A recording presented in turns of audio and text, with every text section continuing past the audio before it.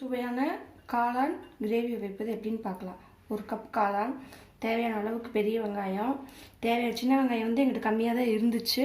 அதனால் வந்து சின்ன வெங்காயம் கொஞ்சம், பெரிய வெங்காயம் கொஞ்சம் சேர்த்துக்கிறேன். ஒரே ஒரு தக்காளி, பெரிய தக்காளி ஒரு தக்காளி, ரெண்டு பச்சை மிளகா, தாளிக்கிறதுக்கு வந்து ஒரு 2 பட்டை, கொஞ்சம் சோம்பு, கொஞ்சம் கல்பாசி போட்டுக்கிட்டோம்னா கறிக்குழம்பு சுவையாட்டவே இருக்கும். அதனால கல்பாசி போட்டுக்கிறேன்.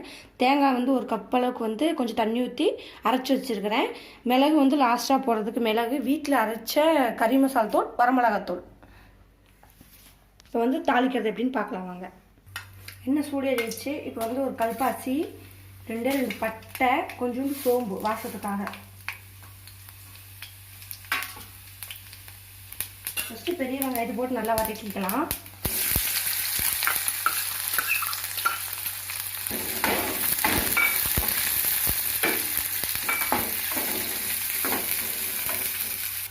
பெரிய வெங்காயம் வதங்கிடுச்சு. அதுக்கடுத்து வந்து பச்சை மிளகாய் 2, சின்ன வெங்காயம் வந்து கட் பண்ணி வச்சுருக்கோம்ல, சின்ன வெங்காயம் சேர்த்துக்கலாம்.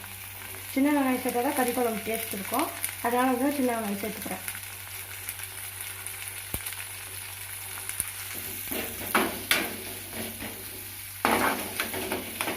நல்லா வதங்கணும். வதங்கினதுக்கப்புறம் வந்து இஞ்சி பூண்டு பேஸ்ட் சேர்த்துக்கலாம்.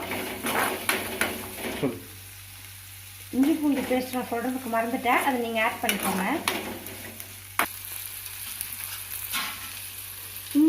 இஞ்சி பூண்டு, இந்த கட்டி மஞ்சள் சொல்லுவாங்கல்ல, பச்சை மஞ்சள், அது வந்து இஞ்சி பூண்டு ஸ்மெல் வராமல் இருக்கிறதுக்கோசரம் வந்து அரைச்சி வச்சுருக்கிறேன். எப்பவுமே ஸ்டோர் பண்ணி வச்சுப்பேன். அதை வந்து இப்போ சேர்த்துக்கிறேன். நான் சொல்கிறதுக்கு மறந்துட்டேன் வீடியோவில், இப்போ போட்டுக்கிட்டாங்க. நீங்கள் சேர்த்துக்கோங்க. வெங்காயம் வந்து எண்ணெய் பிரிஞ்சு வந்துருச்சு. இப்போ வந்து தக்காளி சேர்த்துக்கலாம்.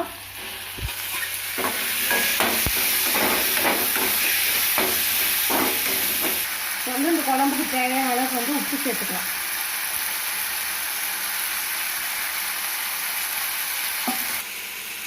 இதில் வந்து எண்ணெய் பிரிஞ்சு வெளியே வந்துருச்சு. இப்போ வந்து காளான் சேர்த்தா கரெக்டாக இருக்கும். நான் காளானை வந்து நல்லா துடைச்சிட்டு க்ளீன் பண்ணி அரைஞ்சி வச்சுருக்கேன். வந்து அதை சேர்த்துக்கிறேன். காளானில் நிறைய தண்ணி இருக்கும். அதனால் வந்து நம்ம தண்ணி சேர்க்க தேவையில்லை.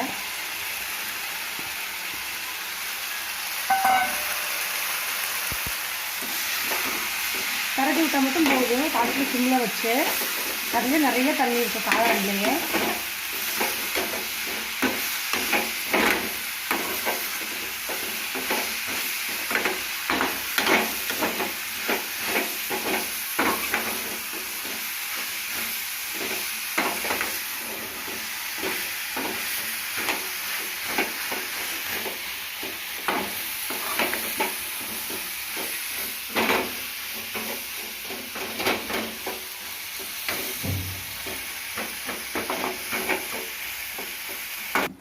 இப்போ வந்து வீட்டில் அரைச்ச கறி மசாலா தூள், வீட்டில் அரைச்ச வரமிளகாத்தூள், இது 2 வந்து குழம்புக்கு சேர்த்துக்கிறேன்.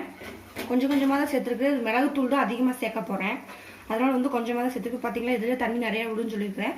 அதனால் தண்ணி இதில் நிறையா விட்டுருக்குது. இப்போ தேங்காய் பால் தான் சேர்க்க போகிறோம். அதனால இந்த இதுலேயே போதும்.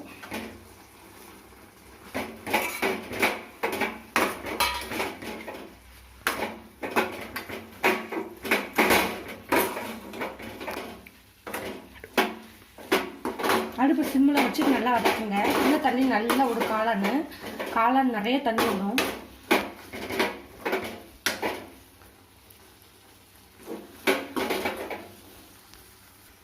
லைட்டாக அடி பிடிக்கிற மாதிரி இருந்ததுன்னா 1/2 டம்ளர் தண்ணி ஊற்றிக்கோங்க.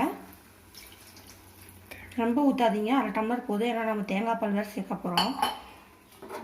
கொதிச்சு வந்துருச்சு. இப்போ நான் வந்து தேங்காய் பால் அரைச்சி வச்சுருக்கேன்ல, இதை வந்து நான் சேர்த்துக்க போகிறேன்.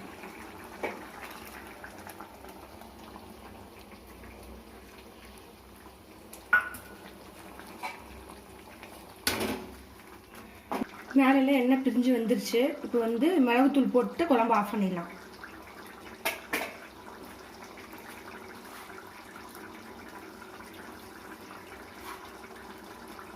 இந்த மிளகு தான் அதிகமாக குழம்புல சேர்த்துக்குவேன், எல்லா குழம்புலையுமே.